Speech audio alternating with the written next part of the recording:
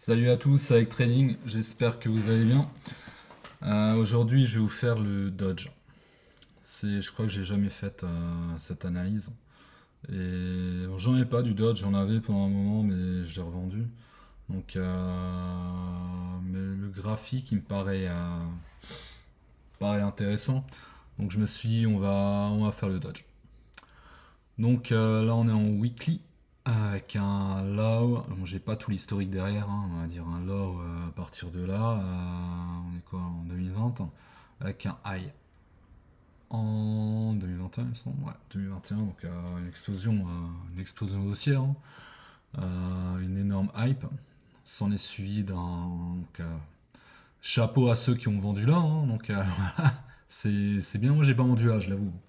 Mais j'avais quand même fait, il me semble, un x3, un x4. Donc, mes chapeaux à ceux qui ont réussi à vendre la mèche. Sans avoir de délit d'initié, bien sûr, hein, parce que c'est jamais. Là, on serait donc sur un low high en 2021, donc fin du bull run 2021. Et s'en est suivi donc un gros retracement, hein, donc bear market, comme toutes les cryptos en gros, hein. Donc avec un premier bottom qui a été posé à ce moment-là avec un SC weekly, hein, avec une grosse réaction haussière, travail du prix dans la fourchette, prise de liquidité, donc STB potentiellement, moi je l'ai noté ici, la STB plutôt, hein, parce qu'il me paraît plus cohérent, parce que là c'était vraiment un aller-retour, aller-retour, donc là c'était vraiment... je me suis dit STB on va le mettre là.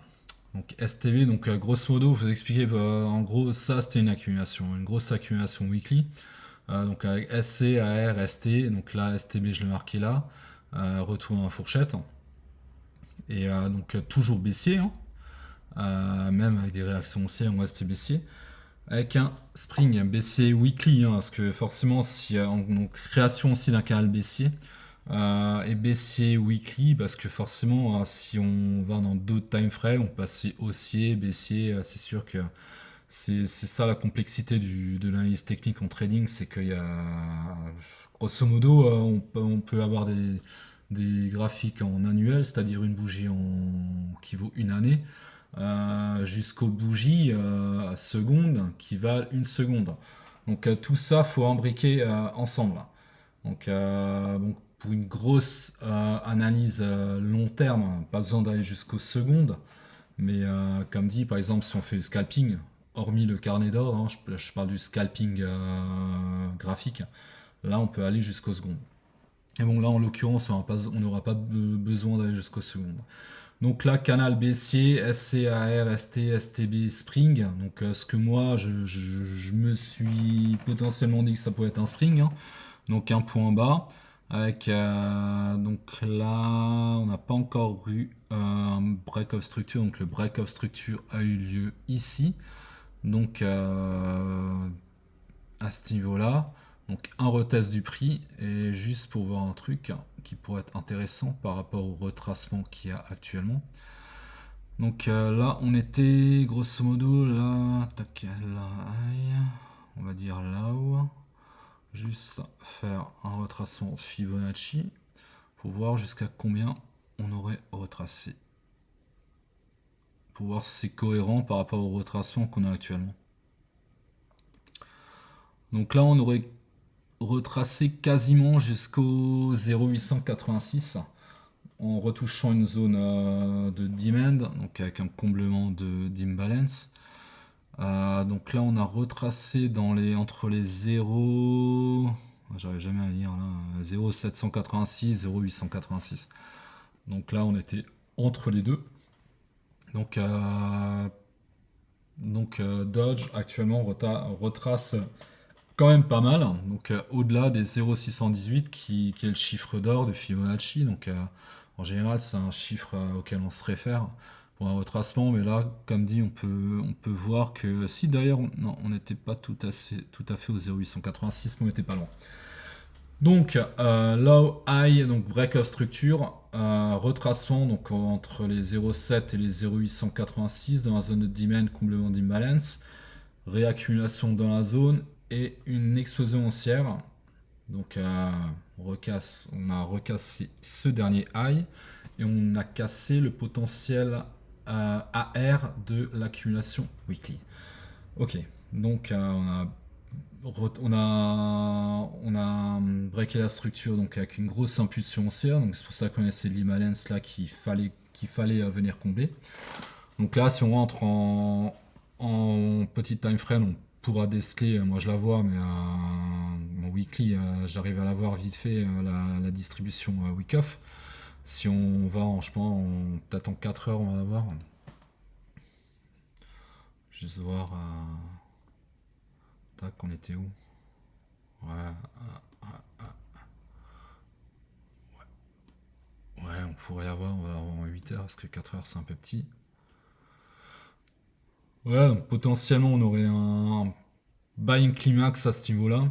Donc premier arrêt, la tendance haussière avec une réaction baissière AR, un retest du niveau ST 1 SAO avec création de liquidité à ce niveau-là.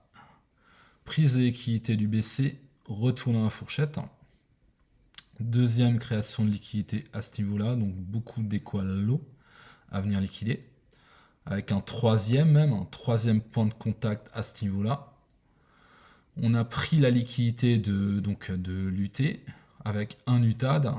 Donc avec l'UTAD, le retracement de l'UTAD, on a créé un troisième point de contact avec ce support. Donc vraiment, je peux les tracer là. Vraiment, c'est des équalos. Moi j'ai mal tracé là. Attends, ouais, voilà.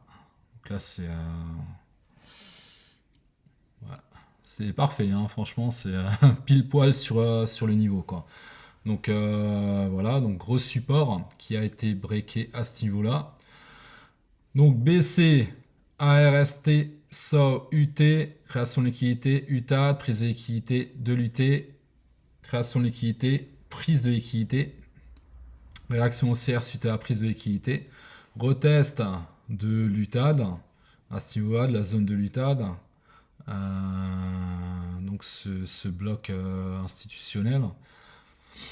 Et ça a suivi une continuation baissière. High, low, high, low. Donc voilà, c'est le déroulement d'une distribution week-off. Donc là, on la voit, on pourrait même aller en daily. En daily, on la voit aussi, BC, en 8 heures, c'est plus précis, BC, UT, UTAD. Cassure, retest. Donc on n'est pas allé recombler totalement l'imbalance, à peine à 50%, et sans est suivi continuation baissière pour retester finalement pour retracer la grosse impulsion haussière. Donc dans la logique des choses, factuellement, hein, donc là on aurait une zone de demand. J'aimerais bien qu'il aille la chercher, qu'il accumule là-dedans. Enfin là je pense qu'il a déjà commencé une accumulation. Peut-être en daily je pourrais l'avoir. J'ai l'impression que ça accumule un petit peu une latéralisation du prix. Alors potentiellement SC, AR, ST, STB et peut-être un spring, une mèche méchée dans cette zone et repartir haussier. Donc il faudrait casser, une fois qu'il aura atteint cette zone, il faudrait casser les 0,20, casser la structure, pas avec une mèche, avec une bougie pleine. Retest et continuation haussière. Donc ça serait la logique des choses, hein. Donc prochaine target, ça serait les 0,48. Prochaine target minimale, hein, parce que donc là 0,48, c'est la dernière impulsion haussière qu'il y a eu. Donc on s'est arrêté là, on a retracé. Donc là je verrais bien une petite mèche dans la zone là, des 0,12. Entre 0,12 et 0,09. Finir cette accumulation et pour une continuation haussière. Et si on regarde le retracement actuel, on peut voir aussi qu'on est dans la zone des 0,886, pas encore, mais si on va dans cette zone de demand, on aura atteint les 0,886. Donc là, il y a un petit imbalance à venir combler aussi, il n'est pas obligé de le combler totalement. Mais je le verrais bien combler un petit peu, aller mécher dans cette zone pour repasser haussier. Voilà. Après, donc la prochaine target logique. Donc, si on en suit la loi de Do, tout simplement, hein. Donc, ça serait cette target. Et pourquoi pas, dans une alt season, pourquoi pas aller chercher les 0,73, voire plus haut, quoi. Potentiel, on va voir ça ensemble. Donc là, j'ai pas le plus bas. On va faire ça. On va prendre le niveau le plus bas du retracement. On va aller au spring. Donc on pourrait très bien aller dans ces targets là. 1-1. Donc au 0,85. Donc si il casse la TH, donc je pense qu'il est bien parti. S'il casse la TH, on peut aller très bien 0,85, voire 1,23. Donc ça serait les 1,618. Et après 2,618, 3,618. Donc je pense que la target pour ce bull run, si on vise les 1-1, donc déjà la TH, hein, ensuite les 1-1, les 1,618. Après, il peut monter plus haut, mais voilà, faut rester un peu conservateur. Ou alors sortir le plus gros du bag à ce niveau-là, sortir 5 ans, enfin, sortir un petit peu à la TH, je sais pas, à 50%, ensuite sortir à 25 et un petit peu à ce niveau-là, et laisser un moonbag pour voir si vraiment il continue sa route folle. Mais bon, on n'en est pas là pour l'instant. Pour l'instant, on n'en est pas là.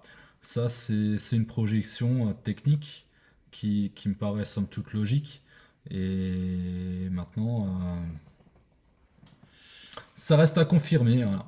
Donc, c'est tout ce que j'ai à vous dire sur Dodge. Je vous souhaite un bon week-end et à bientôt. Ciao!